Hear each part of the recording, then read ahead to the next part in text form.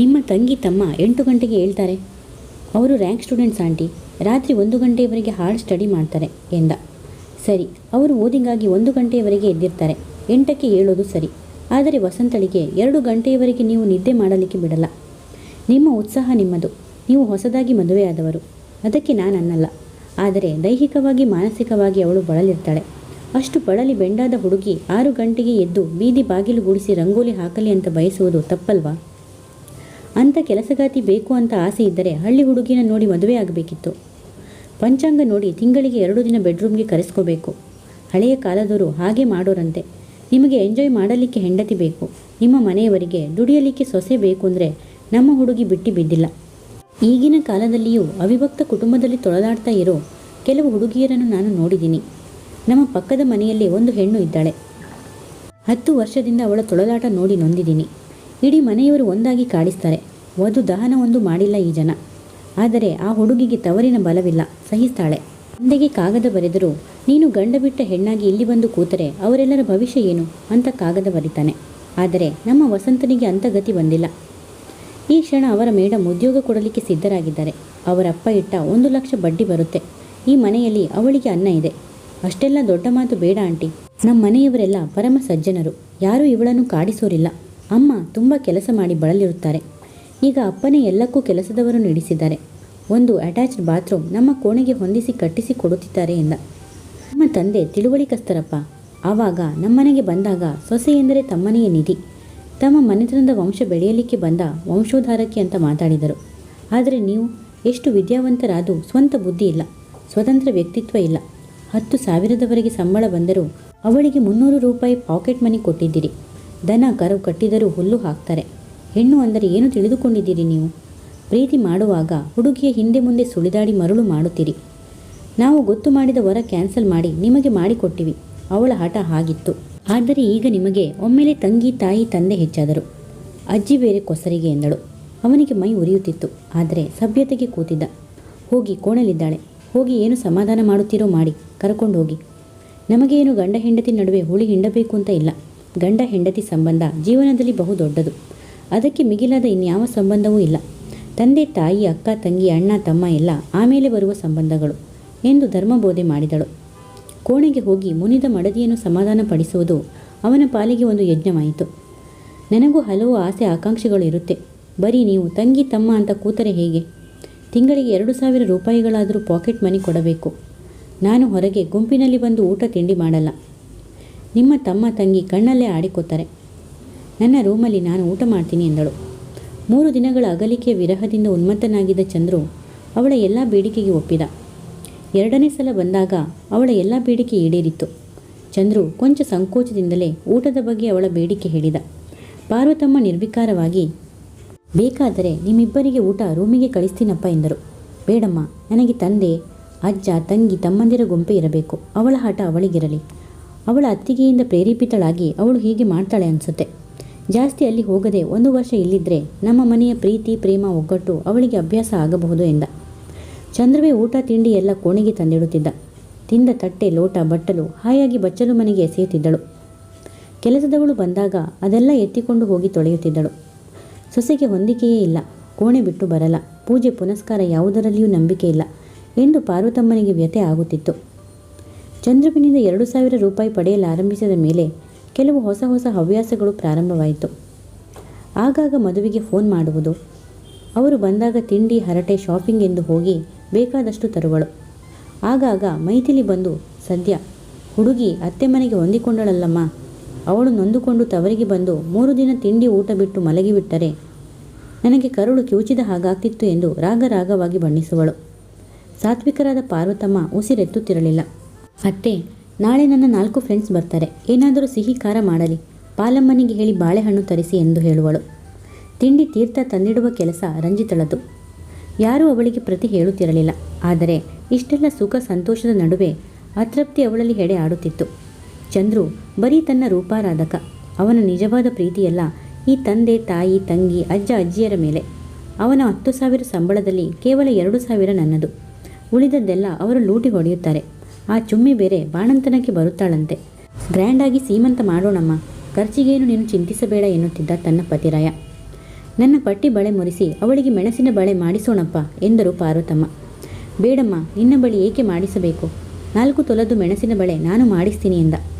ನೋಡಪ್ಪ, ಸೀಮಂತದ ಸೀರೆ, ಊಟ ತಿಂಡಿ ಖರ್ಚೆ 5,000 ಆಗುತ್ತೆ. ಚಿನ್ನ ನೀ ಹೇಗೆ ತೆಗಿತಿ? ಏನಾದರೂ ದುಡ್ಡು ಕೂಡಿದರೆ ರಂಜಿತ ಮದುವೆಗೆ ಆಗಲಿ. ಅವಳ ಮೈದುನನಿಗೆ ಇಷ್ಟವಿದೆಯಂತೆ, ಆದರೆ ಡಾಕ್ಟರ್ ಅಲ್ಲ. 1 ಲಕ್ಷದವರೆಗೆ ಖರ್ಚು ಬರುತ್ತೆ ಎಂದರು. ರಂಜಿತ ಮದುವೆಗೆ ಇನ್ನೂ 6 ತಿಂಗಳು ಟೈಮ್ ಇದೆಯಲ್ಲ, ನಾನು ದುಡ್ಡು ಸರಿ ಮಾಡ್ತೀನಿ. ಚುಮ್ಮಿಗೆ ಬಳೆ ನಾನು ಮಾಡಿಸ್ತೀನಿ. ನಮ್ಮ ಮದುವೆಯಲ್ಲಿ ನೀನು 5 ತೊಲೆ ಚಿನ್ನ ತೆಗೆದಿದ್ದಿ, ಈಗ ಪುನಃ ನೀನೇ ತೆಗೆದರೆ ಹೇಗೆ ಎಂದ. ಕೇಳಿಸಿಕೊಳ್ಳುತ್ತಿದ್ದ ವಸಂತಳ ಮೈ ಉರಿಯಿತು. ಆ ತಂಗಿಯ ಮದುವೆಗೆ 1 ಲಕ್ಷ, ಈ ತಂಗಿಯ ಸೀಮಂತಕ್ಕೆ 25,000, ತಮ್ಮನ ಓದು ಅದಕ್ಕೆ ತಿಂಗಳಿಗೆ 1,500 ಮೀಸಲು. ಅಜ್ಜನಿಗೆ ಸಹಸ್ರ ಚಂದ್ರ ದರ್ಶನ ಅಂತ ಮುಂದಿನ ವರ್ಷ ಫಂಕ್ಷನ್ ಇಟ್ಕೋತಾರಂತೆ. ತನಗೆ ಏನಿದೆ? ಮದುವಿನ ಬಳಿ ಇರುವ ಸೀರೆ ಒಡವೆಗಳಲ್ಲಿ ಅರ್ಧದಷ್ಟಾದರೂ ತನಗಿದೆಯೇ? ಥೂ, ಈ ಜಾಯಿಂಟ್ ಫ್ಯಾಮಿಲಿಯಿಂದ ಇವನನ್ನು ಬಿಡಿಸಿ ಈ ಜನಗಳಿಂದ ದೂರ ಮಾಡಿ ಬೇರೆ ಮನೆ ಹೂಡಿಸಬೇಕು. ಈ ಆಕಾಂಕ್ಷೆ ದಟ್ಟವಾದಂತೆ ಮತ್ತೆ ತವರು ಮನೆಗೆ ಹೋದಳು. ಅತ್ತಿಗೆಯ ಬಳಿ ಎಲ್ಲ ಹೇಳಿಕೊಂಡು ಗೋಳಾಡಿದಳು.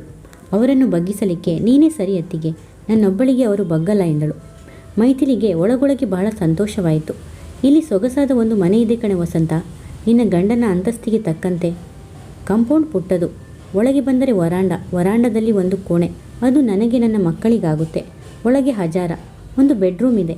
ಹಜಾರದ ಸೈಡಿಗೆ ಒಳ ಸಿಟ್ಟಿಂಗ್ ರೂಮ್ ಇದೆ, ಅದು ಡ್ರಾಯಿಂಗ್ ರೂಮ್ ತರಹ ಅರೇಂಜ್ ಮಾಡಬಹುದು. ಅಡಿಗೆ ಮನೆ, ಬಚ್ಚಲು ಮನೆ ಹಾಗೂ ಲೆಟ್ರಿನ್ ಎಲ್ಲ ಮಾಡರ್ನ್ ಇದೆ. ಬೆಡ್ರೂಮಿನ ಹೊರಗಡೆ ರೂಮಿಗೆ ಅಟ್ಯಾಚ್ಡ್ ಬಾತ್ರೂಮ್ ಇದೆ. ಟೈಲ್ಸ್ ಹಾಸಿದ ಗೋಡೆಗಳು, ಹೊರಗಡೆ ಡಿಸ್ಟಂಬರ್ ಮೊಸಾಯಿಕ್ ನೆಲ. 2,000 ಬಾಡಿಗೆ, 50,000 ಅಡ್ವಾನ್ಸ್ ಕೊಟ್ಟರೆ 1,500 ಬಾಡಿಗೆ. 1,500 ಬಾಡಿಗೆ ಕೊಡಲಾರದ ಬಡವನೇನಲ್ಲ ನಿನ್ನ ಗಂಡ ಎಂದಳು. ನೀವು ಅಲ್ಲಿ ಬರ್ತೀರಾ ಎಂದಳು ವಸಂತ. ಹೌದು, ನೀನು ಮಧು ಎಲ್ಲ ಸತ್ಯಭಾಮೆ ಜಾತಕದವರು. ನಿಮಗೆ ಅಡುಗೆ ಕೆಲಸಕ್ಕೆ ಆಳು ಕಾಳು ಬೇಕು. ಮಧುವಿನ ಮನೆಯಲ್ಲಿ ಒಬ್ಬ ಅಡಿಗೆಯವಳಿಲ್ವೇ? ನೀನು ಹೊರಗಿನವರನ್ನು ಯಾಕೆ ಹುಡುಕ್ತಿ? ನಾನೇ ಬರ್ತೀನಿ. ನೀನೇನು ನನಗೆ ಸಂಬಳ ಕೊಡಬೇಡ. ಮನೆ ಒಪ್ಪವಾಗಿಟ್ಟು ಹೊತ್ತಿಗೆ ಅಡಿಗೆ ಮಾಡಿ ಹಾಕ್ತೀನಿ. ನಾಳೆ ನೀನು ಮಗುವಿನ ತಾಯಿ ಆದರೆ ನಿನಗೆ ಮಗುವಿನ ಒಂದು ನ್ಯಾಪ್ಕಿನ್ ಚೇಂಜ್ ಮಾಡಲಿಕ್ಕೆ ಬರಲ್ಲ. ಆ ಮಧು ಹಾಗೆ ನೀನು ಸುಂದರವಾಗಿ ಅಲಂಕರಿಸಿದ ಮಗುನ ಎತ್ತಿ ಮುದ್ದಿಸ್ತಿ. ಉಳಿದಿದ್ದಕ್ಕೆ ನಾನು ಇದ್ದೀನಿ ನಿನ್ನ ದಾಸಿ ಎಂದಳು. ನಿಜವಾ ಅತ್ತಿಗೆ? ಈ ಮನೆ ಎಂದಳು. ಇದನ್ನು ಬಾಡಿಗೆ ಕೊಟ್ಟು ಬಂದ ದುಡ್ಡಲ್ಲಿ ಹುಡುಗರಿಗೆ ಓದಿಸ್ತೀನಿ. ಏನಿದೆ ಅವಕ್ಕೆ? ಒಳ್ಳೆಯ ಓದಾದರೂ ಇರಲಿ ಎಂದಳು. ವಸಂತಳಿಗೆ ಅಂದಿನಿಂದ ತಾನು ಸಹ ಮಧುವಿನ ಹಾಗೆ ಆಕರ್ಷಕವಾಗಿ ಒಂದು ಸ್ವಂತ ಮನೆಯ ಒಡತಿಯಾಗಬೇಕೆಂಬ ಆಸೆ ಹುಟ್ಟಿತು. ಚಂದ್ರುವನ್ನು ಪೀಡಿಸತೊಡಗಿದಳು. ಮಡದಿಯ ಕೋರಿಕೆಗೆ ಚಂದ್ರು ದಿಗ್ಭ್ರಾಂತನಾದ. ಬಗೆಯಾಗಿ ಬುದ್ಧಿ ಹೇಳಿದ. ಅವಳು ಹಠ ಬಿಡಲಿಲ್ಲ. ಕಡೆಗೆ, ನನಗೆ ಸ್ವಲ್ಪ ಕಾಲಾವಕಾಶ ಕೊಡು. ಈಗಿನ್ನು ನಮ್ಮ ವಿವಾಹವಾಗಿ 4 ತಿಂಗಳಾಗಿದೆ. ಈಗಲೇ ಹೊರಟರೆ ಹೇಗೆ? 2 ತಿಂಗಳ ಅವಕಾಶ ಬೇಕು ಎಂದ. ಮೈಥಿಲಿ ಉದಾರವಾಗಿ ಒಪ್ಪಿಗೆ ನೀಡಿ, ಇರಲೇಳು, 2 ತಿಂಗಳ ಕಾಲ ಹಾಕು. ಆ ಮನೆಯವರಿಗೆ ನಾನು ಹೇಳಿರ್ತೀನಿ ಎಂದಳು. ಆದರೆ ಚಂದ್ರು ತನ್ನ ಡೈರೆಕ್ಟರ್ ಅವರ ಬಳಿ ಮಾತಾಡಿ ತನ್ನ ವರ್ಗಕ್ಕೆ ಪ್ರಯತ್ನಿಸಿದ. ಹೆಂಡತಿಯ ಬಗ್ಗೆ ಸಂಪೂರ್ಣ ಮೋಹ ಹರಿದು ಹೋಗಿತ್ತು ಅವನಿಗೆ. ಇವಳು ಬರೀ ರೂಪಸರ್ಪಿಣಿ. ಇವಳಿಗೆ ಚುಚ್ಚಿಕೊಡಲು ಆ ಅತ್ತಿಗೆ. ತನಗಾಗಿ ತ್ಯಾಗ ಮಾಡಿದ ಜನ್ಮ ಕೊಟ್ಟ ತಂದೆ ತಾಯಿಗಳನ್ನು ಮರೆತು ಈ ರೂಪಸರ್ಪಿಣಿ ಹಿಂದೆ ಹೋಗಿ ತಾನು ತಂದದ್ದೆಲ್ಲ ಅವಳ ವಿಲಾಸಕ್ಕೆ ಸುರಿಯಲು ಅವನು ಸಿದ್ಧನಿರಲಿಲ್ಲ. ತಮಗಿನ್ನೂ ಸುಖಪಡಲು ಸ್ವಂತ ಆಸ್ತಿ ಮಾಡಿಕೊಳ್ಳಲು ಅವಕಾಶವಿದೆ. ತಮ್ಮನ ಓದು, ತಂಗಿಯ ವಿವಾಹ ಎರಡೂ ತಾನು ಪೂರೈಸಬೇಕು. ತಂಗಿಯರಿಬ್ಬರಿಗೆ ಬಾಣಂತನ ಪೂರೈಸಬೇಕು. ಆಮೇಲೆ 10-20 ವರ್ಷ ಸಂಪಾದಿಸಿದ್ದೆಲ್ಲ ನನ್ನದು. ಈ ಸದ್ಯಕ್ಕೆ ಅವಳಿಗೆ ಏನೂ ಕಷ್ಟವಿಲ್ಲ, ಅತ್ತೆ ಎಂಬ ಕಾಟವಿಲ್ಲ. ಆದರೆ ಸ್ವಾರ್ಥದ ಭೂತ ಹಿಡಿದ ಅವಳಿಗೆ ತಾನು ಬುದ್ಧಿ ಹೇಳಿ ಪ್ರಯೋಜನವಿಲ್ಲ. ನೀವು ಒಪ್ಪದಿದ್ದರೆ ನಾನು ನಮ್ಮ ತವರಿಗೆ ಹೋಗಿ ಕೆಲಸಕ್ಕೆ ಸೇರಿಕೊಳ್ತೀನಿ, ಮದುವೆನೇ ಆಗಿಲ್ಲ ಅನ್ಕೋತೀನಿ ಎಂದು ಈ ನಡುವೆ ಹೆದರಿಸುತ್ತಿದ್ದಳು. ಇದ್ದೂರಲ್ಲೇ ಅವಳು ಹೋಗಿ ಎದುರಿಗೆ ಹೆಂಡತಿ ಬಿಟ್ಟವನೆಂಬ ಹೆಸರು ಪಡೆಯಲು ತನಗೆ ಸಾಧ್ಯವಿಲ್ಲ. ಜೊತೆಗೆ ತನ್ನ ತಂದೆ ತಾಯಿ ಬಹು ಸಾತ್ವಿಕರು. ಮಗನ ಬಾಳು ಹಾದಿರಂಪ ಬೀದಿರಂಪವಾಗಬಾರದೆಂದು ನೀನು ಬೇರೆ ಹೋಗಪ್ಪ, ನಾವು ಹೇಗೋ ಕಾಲ ಹಾಕುತ್ತೇವೆ ಎಂದು ನುಡಿಯುತ್ತಾರೆ. ಆದರೆ ಅಂಥ ಸಾತ್ವಿಕರಿಗೆ ಇಂಥ ಪರಮ ಪಾಪಿಷ್ಟ ಸೊಸೆಯೇ?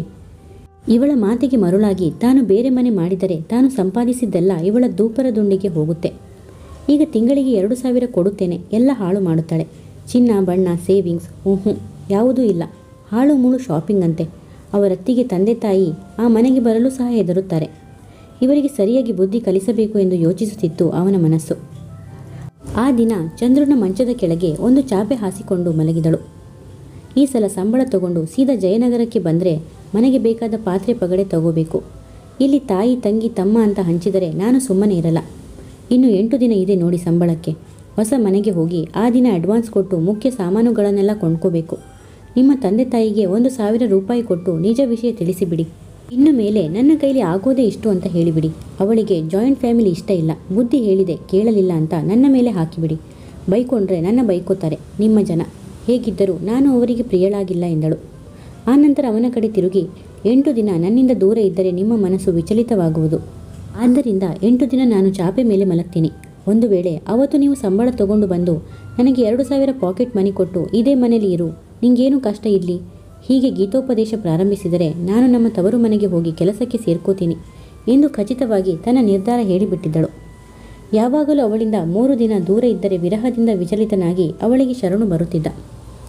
ಆದರೆ ಈ ಸಲ ಅವಳ ಬಗ್ಗೆ ಅವನ ಮನಸ್ಸು ಸಂಪೂರ್ಣ ರೋಸಿ ಹೋಗಿತ್ತು. ಇನ್ನು ತಾನು ಅವಳಿಗೆ ಸೋಲಬಾರದೆಂದು ಕಡು ನಿರ್ಧಾರ ಮಾಡಿಕೊಂಡ. 3 ದಿನಗಳ ಹಿಂದೆಯೇ ಮುಂಬೈಗೆ ವರ್ಗವಾದ ಸಮಾಚಾರ ಬಂದಿತ್ತು. 1ನೇ ತಾರೀಕಿನವರೆಗೆ ಯಾರಿಗೂ ತಿಳಿಸಲೇ ಇಲ್ಲ. 1ನೇ ತಾರೀಕು ಬಂದು ವಿಷಯ ಪ್ರಸಾರ ಮಾಡಿದ. ವಸಂತ ಜಗಳವಾಡಿ ತವರಿಗೆ ಹೋದಳು. ಆದರೆ 4ನೇ ತಾರೀಕಾದರೂ ಚಂದ್ರು ಬರಲಿಲ್ಲ. ಅತ್ತಿಗೆ, ನನಗೆ ಏಕೋ ಮನಸ್ಸು ತಡೀತಿಲ್ಲ, ನಾನು ಹೋಗಿ ಬರ್ತೀನಿ, ಜೊತೆಗೆ ನೀವು ಬನ್ನಿ ಎಂದಳು. ಮೈಥಿಲಿ ಬೈದುಕೊಂಡು, ನೀವು ಹೀಗೆ ಹೆಣ್ಣು ಮಕ್ಕಳು ಹಂಬಲಿಸಿ ಹಾಡೋ ಹೊತ್ತಿಗೆ ಆ ಗಂಡಸರು ನಿಮ್ಮನ್ನು ಆಟ ಆಡಿಸೋದು. ಅವನು ಹಂಬಲಿಸಿ ಹುಡುಕಿ ಬರಬೇಕು, ನೀನೇ ಹಂಬಲಿಸಿ ಹೋದರೆ ಅದು ನಿನ್ನ ಸೋಲು ಎಂದಳು. ಸೋಲು ಗೆಲುವು, ನನ್ನ ಪಾಲಿನ 1 ಲಕ್ಷ ರೂಪಾಯಿ ಕೊಟ್ಟು ಬಿಡಿ ಅತ್ತಿಗೆ, ನಾನು ಅವರ ಜೊತೆಗೆ ಮುಂಬೈಗೆ ಹೋಗ್ತೀನಿ, ಅವರನ್ನು ಮಾತ್ರ ಬಿಟ್ಟಿರಲಾರೆ ಎಂದಳು. 50,000 ಖರ್ಚು ಮಾಡಿ ಈ ಊರಿನ ಆ ಉದ್ಯೋಗ ಹಿಡೀಲಿ, ನಾನೇ ದುಡ್ಡು ಕೊಡ್ತೀನಿ, ನಮ್ಮ ಮನೇಲಿ ಸಂಸಾರ ಹೂಡಿ. ಈ ಕಂಡು ಕೇಳರಿಯದ ಬೊಂಬೈಗೆ ಹೋಗಿ 1 ಲಕ್ಷ ಸುರಿದು ಒಂಟಿ ಕೋಣೆ ಮನೆ ಮಾಡಿ ಇಬ್ಬರು ಅನನ್ಯ ಆದಿ ಕಾಲಕ್ಷೇಪ ಏಕೆ ಮಾಡಬೇಕು ಎಂದಳು. ನೀವೇ ಬಂದು ಅವರಿಗೆ ಬುದ್ಧಿ ಹೇಳಿ ಎಂದಳು ವಸಂತ. ನಡಿ ಎಂದಳು. ಇಬ್ಬರು ಸಿಟಿ ಬಸ್ ಹಿಡಿದು ರಾಜಾಜಿನಗರಕ್ಕೆ ಬಂದರು.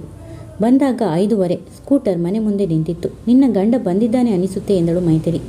ಇಬ್ಬರು ಒಳಗೆ ಬಂದರು. ಹಜಾರದ ಮೇಜಿನ ಮೇಲೆ ತಿಂಡಿ ತಿನ್ನುತ್ತಾ ಕುಳಿತಿದ್ದರು. ರಂಜಿತಾ ಸೋಮು ಅಬ್ ಆಯೆ ತೋ ಕ್ಯಾ ಚಡಿಯಾ ಚುಗ್ ಗಯಿ ಖೇಲ್ ಎಂದು ಕಬೀರ್ಗೆ ದೋಹೆ ಕೊಂಚ ಬದಲಿಸಿ ಹಾಡಿದ. ಏನಮ್ಮ ಪಾರ್ವತಮ್ಮ, ಏನು ಮಾಡುತ್ತಿದ್ದೀರಿ ಎಂದು ಗಡುಸಾಗಿ ಕೂಗಿದಳು. ಪಾರ್ವತಮ್ಮ ಒಳಗಿಂದ ಬೋಂಡದ ತಟ್ಟೆ ತಂದು ಬಿಗುವಾಗಿ ಇವರಿಬ್ಬರ ಕಡೆ ನೋಡಿ, ಏನಮ್ಮ ಸಮಾಚಾರ ಎಂದು ಗಡುಸಾಗಿ ಕೇಳಿ, ಬೋಂಡ ಹಾಕ್ಲೇನೋ ಎಂದು ಮಗಳಿಗೆ ಉಪಚರಿಸಿ ತಿಂಡಿ ನೀಡಲಾರಂಭಿಸಿದರು.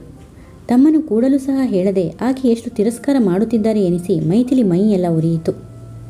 ಏನಮ್ಮ, ನಮ್ಮ ಅಳಿಯಂದ್ರಲ್ಲಿ 3 ದಿನಗಳಿಂದ ನಮ್ಮ ಹುಡುಗಿ ಖುದ್ದು ಹೈರಾಣಾಗಿದ್ದಾಳೆ ಎಂದು ಪ್ರಾರಂಭಿಸಿದಳು. ಅಳಿಯನ್ನ ಬಹುಬೇಗ ವಿಚಾರಿಸಿಕೊಂಡು ಬಂದಿರಿ. ಬೆಳಿಗ್ಗೆ ಅವನು ಬಾಂಬೆಗೆ ಹೋದ, ಈಗ ವಿಚಾರಿಸಿಕೊಂಡು ಏನು ಅಕ್ಷತೆ ಕೊಡಲಿಕ್ಕೆ ಬಂದಿರಿ? ಅತ್ತೆ, ಅವರು ನಿಜವಾಗಿ ಬಾಂಬೆಗೆ ಹೋದರಾ? ಬೆಂಕಿಯಲ್ಲಿ ಬಿದ್ದ ಹುಳದಂತೆ ಚಡಪಡಿಸುತ್ತಾ ಕೇಳಿದಳು ವಸಂತ. ಏಕೆ, ಅವನಿಗೆ ವರ್ಗವಾದ ಸುದ್ದಿ ನಿನಗೆ ಗೊತ್ತಿರಲಿಲ್ಲವಾ? ವರ್ಗವಾಗಿದೆ ಅಂತ ತಿಳಿದ ಮೇಲೂ ತವರು ಮನೆಗೆ ಓಡಿ ಹೋಗಿದ್ದಿ? ಪಾರ್ವತಮ್ಮ ಸೊಸೆಯನ್ನು ಮೂದಲಿಸಿದರು. ವಸಂತಳ ಕಣ್ಣಲ್ಲಿ ಗಂಗಾ ಪ್ರವಾಹವೇ ಹರಿಯಿತು. ಮೈಥಿಲಿ ಅಬ್ಬರಿಸುತ್ತಾ, ನೀವೇನು ಮನುಷ್ಯರೋ ಕಟುಕರೋ? ಅಲ್ಲಿ ಹಂಬಲಿಸುತ್ತಿದ್ದ ಹುಡುಗಿನ ಬಿಟ್ಟು ಅಳಿಯ ಹೇಗೆ ಮುಂಬೈಗೆ ಹೊರಟರು? ನಿನ್ನೆ ನಮಗೆ ಹೇಳಿ ಕಳಿಸ್ಲಿಕ್ಕೆ ಆಗ್ತಿರ್ಲಿಲ್ವಾ? ಕೈ ಹಿಡಿದ ಹೆಂಡತಿ ಎಂದರೆ ನಿಮ್ಮ ಮಗ ಏನು ತಿಳ್ಕೊಂಡಿದ್ದಾರೆ ಎಂದಳು. ಪಾರ್ವತಮ್ಮ ಅತ್ಯಂತ ರೋಷದಿಂದ, ನಿಮ್ಮಂಥ ರಾಕ್ಷಸಿ ಕೈಯಲ್ಲಿ ಬೆಳೆದ ನಿಮ್ಮ ಹುಡುಗಿಯೂ ಒಬ್ಬ ರಾಕ್ಷಸಿಯೇ ಆಗಿದ್ದಾಳೆ. ನನ್ನ ಮಗನ ಮನಃಶಾಂತಿ ಹಾಳು ಮಾಡಿದಳು. ಹೆಂಡತಿ ಎಂದರೆ ಸೂಜಿ ಗಲ್ಲಿನ ಹಾಗೆ ಗಂಡನನ್ನು ಆಕರ್ಷಿಸಬೇಕು. ನಿಮ್ಮ ನಾದಿನಿಗೆ ಆ ಯೋಗ್ಯತೆ ಇದೆಯಾ? ಈ ಮನೆಗೆ ಯಾರಿಗೆ ಪ್ರಿಯಳಾಗಿ ಬಾಳಿದವಳು? ಹೋಗಿ ಬಾಪ್ಪ, ನಿನ್ನ ಹೆಂಡತಿ ತವರಿಗೆ ಎಂದೆ. ಬೇಡಮ್ಮ, ಆ ರಾಕ್ಷಸಿಯಿಂದ ನನ್ನ ಮನಃಶಾಂತಿಯೇ ಹಾಳಾಗಿದೆ ಎಂದ. ಅವಳ ನಿಜರೂಪ ತಿಳಿಯದೆ ನಮ್ಮ ಚಂದ್ರು ಮೋಸ ಹೋದ ಎಂದು ಬಾಯಿಗೆ ಬಂದಂತೆ ಬೈದರು. ಮೈಥಿಲಿಯು ಬಾಯಿಗೆ ಬಂದಂತೆ ಮಾತಾಡಿದಳು. ಆದರೆ ಪಾರ್ವತಮ್ಮ 6 ತಿಂಗಳಿಂದ ಮುಚ್ಚಿಟ್ಟ ಕೋಪ ಆಕ್ರೋಶ ಹೊರಗೆ ಹಾಕಿದರು. ಅತ್ತೆ ಮನೆಯಲ್ಲಿ ಬಾಳೋ ವಿಧಿ ಚೆನ್ನಾಗಿ ಕಲಿಸಿದ್ದೀರಿ, ನಾಳೆ ನಿಮ್ಮ ಸ್ವಂತ ಮಗಳಿಗೂ ಹೀಗೆ ಹೇಳಿಕೊಡ್ತೀರಾ ಎಂದು ರೂಢಿಸಿದರು. ಬಾರೆ, ಈ ಅಯೋಗ್ಯರು ಕೂಡ ಮಾತೇನು ಎಂದು ಅಲ್ಲಿಂದ ನಾದಿನಿಯನ್ನು ಹೊರಡಿಸಿಕೊಂಡು ಬಂದಳು ಮೈಥಿಲಿ. ಮನೆಗೆ ಬಂದ ಮೇಲೆ ಬುಸುಗುಡುತ್ತಾ, ಎಂಥ ಅಯೋಗ್ಯರು, ಆಕೆ ಎಷ್ಟು ಘಟವಾಣಿ ನೋಡು, ಗೊಯ್ ಅಂತ ಧ್ವನಿನೇ ಬಿಡದೆ ಹೇಗೆ ಮಾತಾಡ್ತಿದ್ದಳು, ಅತಿ ವಿನಯಂ ದೂರ್ತ ಲಕ್ಷಣಂ ಅಂತ. ಇವತ್ತು ಆ ರಾಕ್ಷಸ ಧ್ವನಿ ಜಗಳ ನೋಡಿದೆಯಾ? ಗುಮ್ಮನ ಗುಸುಕ ಗೋಣು ಹಿಸುಕ ಅಂತ ಆ ಮನೆಯಲ್ಲಿದ್ದರೆ ನಿಜವಾಗಿ ನಿನ್ನ ಬದುಕಲಿಕ್ಕೆ ಬಿಡುತ್ತಾರಾ ಎಂದು ಏನೇನೋ ಹಾರಾಡಿದಳು. ವಸಂತ ಅಳುತ್ತಾ ಕುಳಿತು ಬಿಟ್ಟಳು. ಏನು ಅಸಹಾಯಕಳಾಗಿ ಅಳ್ತಾ ಕೂತೆ? ಆ ಮನೆಯಲ್ಲಿ ನಿನಗೊಂದು ತುತ್ತು ಅನ್ನ ಇಲ್ಲವಾ? ಏಳು ಸಾಕು, ಕೋತಿ ಹಾಗಾಡಬೇಡ ಎಂದಳು. ಅಳದೆ ಏನು ಮಾಡಲಿ ಅತ್ತಿಗೆ, ಅವರು ನನಗೆ ಹೇಳದೆ ಕೇಳದೆ ಮುಂಬೈಗೆ ಹೋದರು. ಆ ಮನೆಯಲ್ಲಿ ನನಗೆ ಯಾರೂ ಆತ್ಮೀಯರಿಲ್ಲ. ಆ ಬಾಯೆ ತೋಕ್ಯ ಚಿಡಿಯ ಚುಪ್ಕೈ ಕೇತ್ ಅಂತ ನನ್ನ ನೋಡಿ ಆ ಮೈದುನ ನಾದಿನಿ ಹಾಡು ಹೇಳಿಕೊಂಡು ನಕ್ಕರು ಎಂದಳು. ಅವರ ಮನೆ ಹಾಳಾಗಲಿ, ಮದುವೆ ಆಗಿಲ್ಲ ಅಂತ ತಿಳ್ಕೊ. ಗಂಡ ಅನ್ನೋನಿಗೆ ಬೇಡದೋಳು ಗುಂಡು ಕಲ್ಲಿಗೆ ಬೇಡ ಅಂತ ಗಾದೆ ಇದೆ. ಆ ರ್ಯಾಸ್ಕಲ್ ಕೈ ಹಿಡಿದ ಹೆಂಡತಿಗೆ ಸಹ ಹೇಳದೆ ಹೋಗಿದ್ದಾನೆಂದರೆ ಆ ಮನೆಯವರಿಗೆ ನಿನ್ನ ಸದರ ಬರದೇ ಇರುತ್ತಾ? ಅವನ ಪ್ರೀತಿ ಇರೋವರೆಗೆ ಎಲ್ಲರೂ ಮುಚ್ಚಿಕೊಂಡು ಬಿದ್ದಿದ್ದರು. ಈಗ ನೋಡು, ಎಲ್ಲರೂ ಬಾಲ ಬಿಚ್ಚಿದರು ಎಂದಳು. ನನಗೆ ತುಂಬ ಚಿಂತೆ ಆಗ್ತಿದೆ ಅತ್ತಿಗೆ, ಮುಂದೆ ನನ್ನ ಗತಿ ಏನು? ವಿಳಾಸ ತಿಳಿದುಕೊಂಡು ನಾನು ಅವರಿಗೆ ಕಾಗದ ಬರೆದು ಕರೆದುಕೊಂಡು ಹೋಗಲು ಕೇಳಿಕೊಳ್ತೀನಿ ಎಂದಳು. ಮೈಥಿಲಿ ರೇಗಿ, ಬರೀ ಬೇಡಿಕೊಳ್ಳೋದೇನು, ಹೋಗಿ ನಮಸ್ಕಾರ ಮಾಡು ಎಂದಳು. ವಸಂತಳಿಗೆ ಇಲ್ಲಿ ಉಳಿಯಲು ಇಷ್ಟವಿರಲಿಲ್ಲ. ಆ ಅಧಿಕ ಕೆಲಸದ ಒತ್ತಡ, 1,000 ಆ ಕೆಲಸಕ್ಕೆ ತನ್ನ ರಕ್ತವೇ ಬೆವರಾಗಿ ದುಡಿಯಬೇಕು. ಆ ಟೆಕ್ಸ್ಟ್ ಕರೆಕ್ಷನ್ಸ್, ಆ ಹೋಮ್ವರ್ಕ್ ತಿದ್ದಾಟ, ರ್ಯಾಂಕ್ ಕಾರ್ಡ್ ತಯಾರಿಸಾಟ, ದಿನಕ್ಕೆ 6 ಪೀರಿಯಡ್ ವರ್ಕ್ ಮಾಡಾಟ, ಆ ಹೈಸ್ಕೂಲ್ ಹುಡುಗಿಯರ ಅಬ್ಬರ, ಒಂದೊಂದು ತರಗತಿಯಲ್ಲಿ 60-70 ಹುಡುಗಿಯರ ಮುಂದೆ ತನ್ನ ರೂಪ ಏನೂ ಕೆಲಸ ಮಾಡಿರಲಿಲ್ಲ. ವಿನೋದಿನಿ ಕುರೂಪಿಯಾದರೂ ಜನಪ್ರಿಯ ಉಪಾಧ್ಯಾಯಿನಿ. ಆಕೆ ಒಳ್ಳೆ ಕತೆಗಾರ್ತಿ. ಆಕೆ ಪಾಠ ಮಾಡುತ್ತಿದ್ದರೆ ಕಣ್ಮುಂದೆ ದೃಶ್ಯಗಳು ಸುಳಿಯುತ್ತಿದ್ದಂತೆ ಇರುತ್ತದೆ ಎಂದು ಹೊಗಳುತ್ತಿದ್ದರು. ಅವಳನ್ನು ಕೇಳಿ ಕೇಳಿ ತಮ್ಮ ತರಗತಿಗೆ ಹಾಕಿಸಿಕೊಳ್ಳುತ್ತಿದ್ದರು. ವಸಂತ ಟೀಚರ್ ಸರಿಯಾಗಿ ಪಾಠ ಮಾಡಲ್ಲ, ಪೋರ್ಷನ್ ಸಹ ಸರಿಯಾಗಿ ಮುಗಿಸಿರಲ್ಲ. ನಮ್ಮ ವಿನೋದಿನಿ ಟೀಚರ್ ಬಂದರೆ ನಮಗೆ ಲಕ್ಕಿ ಇದ್ದಾಗೆ, ಚೆನ್ನಾಗಿ ನಂಬರ್ ಸ್ಕೋರ್ ಮಾಡಬಹುದು ಎನ್ನುತ್ತಿದ್ದರು. ಪ್ರಿನ್ಸಿಪಲ್ ಆಗಾಗ ಕರೆದು ತನ್ನನ್ನು ತಿದ್ದುತ್ತಾ ಇದ್ದರು. ಆದರೆ ಚಂದ್ರನ ರಾಣಿಯಾಗಿ ತನ್ನ ಬೆಲೆ ಏರಿತ್ತು. ತನ್ನ ರೂಪ ವರ್ಣಿಸಿ ಹೊಗಳುತ್ತಿದ್ದ. ಒಂದು ದಿನ ಬಿಟ್ಟಿರಲಾರೆ ಎನ್ನುತ್ತಿದ್ದ. ರಸಿಕ ಸಹೃದಯ ಆದವನೊಂದಿಗೆ ತನ್ನ ಬಾಳು ಸವಿ ಜೇನಾಗಿತ್ತು. ತುಂಬ ಕುಟುಂಬದವರಾದರೂ ಮನೆಯಲ್ಲಿ ತನಗೇನು ಕಷ್ಟವಿತ್ತು. ಯಾರೂ ತನ್ನ ತಂಟೆಗೆ ಬರುತ್ತಿರಲಿಲ್ಲ. ಆರಾಮವಾಗಿದ್ದೆ. ಕೂತ ಕಡೆ 2,000 ಬರುತ್ತಿತ್ತು. ಈಗ ಗಂಡ ಬಿಟ್ಟ ಹೆಣ್ಣಾಗಿ 1,000 ರೂಪಾಯಿ ಸಂಪಾದಿಸಿಕೊಂಡು ಬಿದ್ದಿರಬೇಕೆ? ಚಂದ್ರುವಿಗೆ ಮೊದಲು ಕ್ಷಮಾಪಣೆ ಕೇಳಿ ಒಂದು ಪತ್ರ ಬರೆಯುವೆ ಎಂದು ಯೋಚಿಸಿ ಅವನ ಆಫೀಸಿಗೆ ಹೋಗಿ ಅವನ ಗೆಳೆಯರ ಪೈಕಿ ತನಗೆ ಕೊಂಚ ಪರಿಚಯವಿದ್ದ ರಮೇಶ್ ಎಂಬಾತನನ್ನು ವಿಳಾಸ ಕೇಳಿದಳು. ಚಂದ್ರು ನಿಮಗೆ ವಿಳಾಸ ನೀಡಿಲ್ವಾ ಎಂದು ಕೊಂಚ ಅಚ್ಚರಿಯಿಂದ ವಿಳಾಸ ನೀಡಿದ. ವಸಂತ ವಿಳಾಸಕ್ಕೆ ವಿಫಲತೆಯಿಂದ ತನ್ನ ಹೃದಯದ ನೋವೆಲ್ಲ ತೋಡಿಕೊಂಡು ಚಂದ್ರುವಿಗೆ ಪತ್ರ ಬರೆದಳು. ಚಂದ್ರು 1 ವಾರದಲ್ಲಿ ಉತ್ತರಿಸಿ, ಇನ್ನೊಂದು 3 ವರ್ಷ ಇಲ್ಲಿರಲೇಬೇಕು. ನೀನು ನನ್ನ ಮಾತು ಕೇಳುವುದಾದರೆ 3 ವರ್ಷ ನಮ್ಮ ತಂದೆ ತಾಯಿ ಬಳಿ ಇರು. ಅಲ್ಲಿ ಎಲ್ಲರಿಗೂ ಹೊಂದಿಕೊಂಡಿರುವೆ ಎಂದು ತಿಳಿದರೆ, ಅವರಿಗೆಲ್ಲ ಆತ್ಮೀಯಳಾಗಿರುವೆ ಎಂದು ಗೊತ್ತಾದರೆ ನನ್ನ ಮನಸ್ಸಿಗೆ ಶಾಂತಿ ಇರುವುದು. ನಿನ್ನ 2ನೇ ಪತ್ರ ಆ ಮನೆಯಿಂದೇ ಬರೆಯುವೆ ಎಂದು ನಂಬಿರುತ್ತೇನೆ. ನಾನು ವಾರಕ್ಕೊಂದು ಪತ್ರ ಬರೆಯುವೆ. 2-3 ತಿಂಗಳಿಗೊಮ್ಮೆ ಬಂದು 1 ವಾರ ಇದ್ದು ಹೋಗುವೆ. ಇಂತಿ ನಿನ್ನ ಪ್ರೀತಿಯ ಚಂದ್ರು ಎಂದು ಬರೆದಿತ್ತು. ಏನು ಬರೆದಿದ್ದಾನಮ್ಮ ನಿನ್ನ ಪತಿ ಪರಮೇಶ್ವರ ಎಂದಳು. ಅಲ್ಲೇ ಹೋಗಿದ್ದರೆ ವಾರಕ್ಕೆ 1 ಪತ್ರ ಬರೀತಿರ್ತಾರಂತೆ ಎಂದಳು. ಮೈಥಿಲಿ ಕುಹಕವಾಗಿ, ಹೋಗು, ಅವರೆಲ್ಲರ ಚಾಕರಿ ಮಾಡಿಕೊಂಡಿರಲಿಕ್ಕೆ ಅವನು ನಿನ್ನ ಮದುವೆ ಮಾಡಿಕೊಂಡಿದ್ದಾನೆ ಅನಿಸುತ್ತೆ. ಪಕ್ಕದ ಮನೆ ಸರಳಂಗೂ ನಿನಗೂ ಜಾಸ್ತಿ ವ್ಯತ್ಯಾಸ ಇಲ್ಲ. ಅವಳ ಗಂಡನು ಬೇರೆ ಊರಲ್ಲಿ ಚಾಕರಿ ಮಾಡ್ತಾ ತಿಂಗಳಿಗೆ 4 ದಿನ ಬರುತ್ತಾನೆ. ನಿನ್ನ ಗಂಡ 3 ತಿಂಗಳಿಗೊಮ್ಮೆ ಬರ್ತಾನೆ. ಇಂಥ ರೂಪ ಕಾಡು ಬೆಳದಿಂಗಳಾಗಿ ಅತ್ತೆ ಮನೆ ಮುಸುರೆ ಉಜ್ಜಲಿಕ್ಕೆ ನಿನ್ನ BA ಪದವಿ ಈಡಾಗಿದೆಯಾ? ಆಗಲೇ ಅವನ ಭಯಕ್ಕೆ ಜಾಸ್ತಿ ಕಾಡಿಸ್ತಿರಲಿಲ್ಲ. ಈಗ ಒಂಟಿಯಾಗಿ ಸಿಕ್ಕರೆ ಬಿಡ್ತಾರಾ? ಮುಸುರೆ ಉಜ್ಜಲಿಕ್ಕೆ ಹಾಕುತ್ತಾರೆ ಎಂದಳು. ನಾನೇನು ಮಾಡಲಿ ಅತ್ತಿಗೆ, ನಿಜ ಹೇಳಿ ಎಂದು ಗೂಗರೆದಳು. ಕೇಳಿಕೊಟ್ಟ ಮಾತು, ಕಟ್ಟಿಕೊಟ್ಟ ಬುತ್ತಿ ಬಹಳ ದಿನ ಬರಲ್ಲ ಕಣೆ.